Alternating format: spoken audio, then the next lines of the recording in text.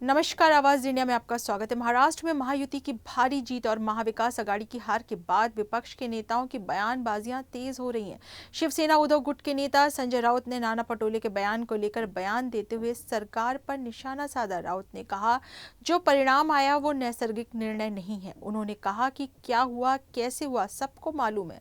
सरकार पर धन बल के इस्तेमाल का आरोप लगाते हुए निशाना साधा है। ये जो निर्णय लगा है ये नैसर्गिक निर्णय नहीं है। ये क्या हुआ है, कैसा हुआ है, सबको मालूम है। चाहे ईवीएम हो, चाहे पैसे का अतिरिक्त वापर हो, सब कुछ जो हुआ है बहुत ही गैर कानूनी ढंग से हुआ है। लोकतंत्र में ये नए सब बातें आई है हमारे देश में जो 10 साल पहले नहीं थी कभी।